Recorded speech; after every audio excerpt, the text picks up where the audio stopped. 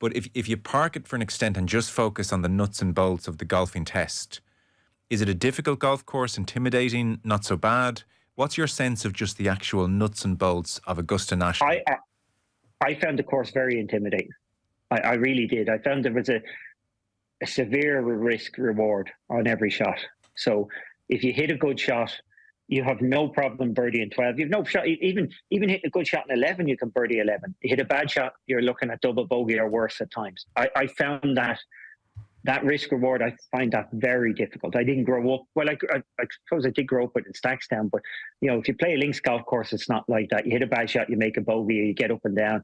Augusta, you hit a bad shot, you're making double bogey. You go for the green on 15 and hit it in the water, and it can. And the problem is, well, like, you can hit it in the water. The next shot, it doesn't get any easier.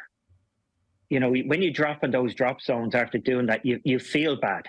You're questioning yourself. So you're going into the next shot on a low ebb, and it's very easy to compound that error and make another mistake. So I just found it a very intimidating golf course, and you can't leave your own baggage. And the strange thing for me is I would have carried a lot of other people's baggage there. Like, you don't forget, Sevi dunking in the water. Nobody now will forget, Spieth and Molinari, more so in the modern time on 12. It's just that golf course. You can hit your own bad shots, but gee whiz. And on the face of it, I was reading one of the stats guys, who was analysing the course, and he said there was only 4 water holes.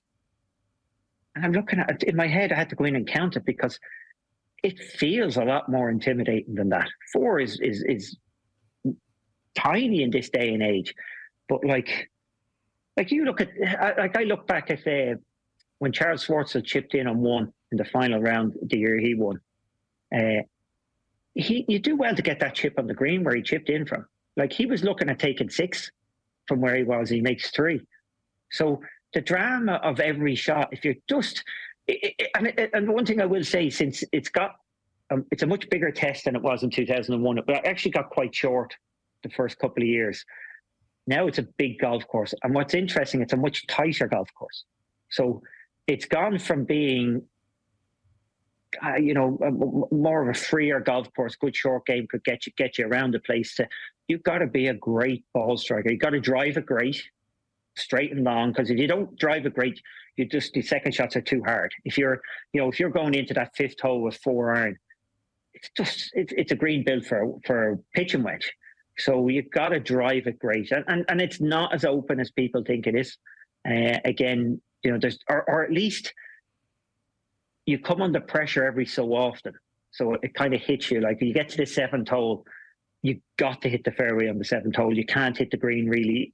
Maybe from a yard or 2 off in the right place you can, but if you hit it left or right there, you're chipping up the hill into a bunker. So you're under a lot of pressure. So maybe that might be the test. That you go from one hole where you're relaxed, like the 9th hole, if you can bomb it down the hill there, you really are opening the shoulders, to then maybe standing on the 10th hole and going, oh, I don't want to hit it left here. So it has a lot of intimidation. And I certainly found that over the years. And I've admired anybody who gets through it.